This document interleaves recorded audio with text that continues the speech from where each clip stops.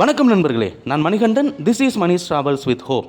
இது மாதிரி தொடர்ந்து பல வீடியோக்கள் வரப்போது. அதுக்கு நீங்கள் செய்ய வேண்டியது எல்லாம் நம்ம சேனலை சப்ஸ்கிரைப் பண்ணி ஆதரவு கொடுக்க வேண்டியது மட்டும்தான். இன்றைக்கி இந்த வீடியோவில் நம்ம பார்க்கக்கூடிய விஷயம் என்ன அப்படின்னா, சபரிமலை சிறப்பு ரயில்கள் தொடர்ந்து அறிவிக்கப்பட்டு கொண்டிருக்கிறது.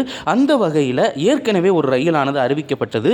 அது தென் மத்திய ரயில்வேவின் சார்பாக அறிவிக்கப்பட்டது. மசிலிப்பட்டினத்தில் இருந்து கொல்லம் வரைக்கும் இயங்கக்கூடிய ரயில். ஆனால் இந்த ரயில் டிசம்பர் மாதம் 5ஆம் தேதியிலிருந்து தான் புறப்படும். ஆக நவம்பர் மாதம் சபரிமலை செல்பவர்களுக்கு ரயில் வேணும் இல்லையா? அதற்காக ஒரு ரயிலை தென்மத்திய ரயில்வே ஆனது அறிவித்திருக்கிறது. அதே மசிலிப்பட்டினத்தில் இருந்து புறப்படக்கூடிய ரயில் தான். ஆனால் இந்த ரயிலானது விடுபட்ட நாட்களில் இயங்கக்கூடிய ரயிலாக இருக்கிறது. அது மட்டும் இல்லாமல் முன்னாடி சொன்ன ரயில் ரொம்பவும் சுற்றி வரக்கூடிய ட்ரெயினாக இருந்துச்சு. ஆனால் இந்த ட்ரெயினானது கரெக்டான ரூட்டில் வரக்கூடிய ட்ரெயினாக இருக்கிறது. ட்ரெயின் நம்பர் 07101 அப்படிங்கிற நம்பரில் நவம்பர் மாதம் 14, 21, 28 ஆகிய 3 வெள்ளிக்கிழமைகள், அதே மாதிரி டிசம்பர் மாதம் 26ஆம் தேதி வெள்ளிக்கிழமை, ஜனவரி மாதம் 2ஆம் தேதி வெள்ளிக்கிழமை மசூலிப்பட்டினத்தில் இருந்து ஈவினிங் 4:30க்கு கிளம்பக்கூடிய இந்த ரயிலானது அங்கே இருந்து குடிவாடா, விஜயவாடா, தெனாலி, ஓங்கோல், கூடூர் வழியாக ரேணிகுண்டா வந்து ரேணிகுண்டாவிலிருந்து காட்பாடி, ஜோலார்பேட்டை, சேலம், ஈரோடு, திருப்பூர், வழக்கம் போல் கோயம்புத்தூர் போகாமல் போத்தனூர் வழியாக இந்த ரயிலானது கொல்லத்திற்கு மறுநாள் நைட்டு 10 மணிக்கு போய் சேர்க்கிறது.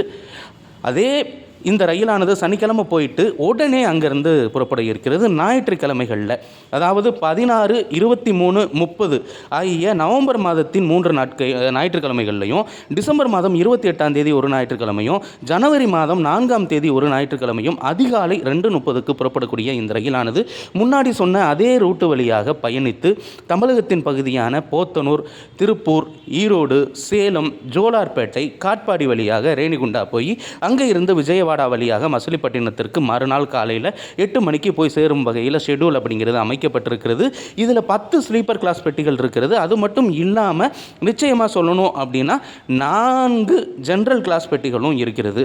இது 4ஆம் தேதி அங்கே இருந்து ஜனவரி மாதம் புறப்படுறதுனால நியூ இயருக்கு நம்ம விடுமுறைக்கு வந்துட்டு திரும்ப நம்ம சொந்த ஊருக்கு போகணும் அப்படின்னாலும் இந்த ரயிலை நம்மளால் பயன்படுத்தி கொள்ள முடியும்.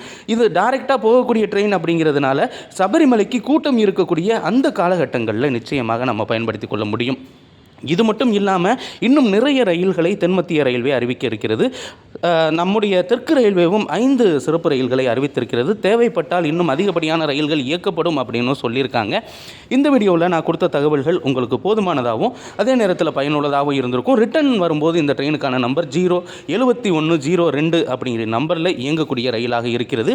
தேவைப்படக்கூடிய பயணிகள் முன்பதிவு செஞ்சு பயணிக்கலாம். இல்லை அன்ரிசர்வ்லையும் நம்ம பயணிக்கிறதுக்கு வாய்ப்பு அப்படிங்கிறது அதிகமாக இருக்கிறது. ஏன்னா 4 அன்ரிசர்வ்டு பெட்டிகள் இருக்கிறது.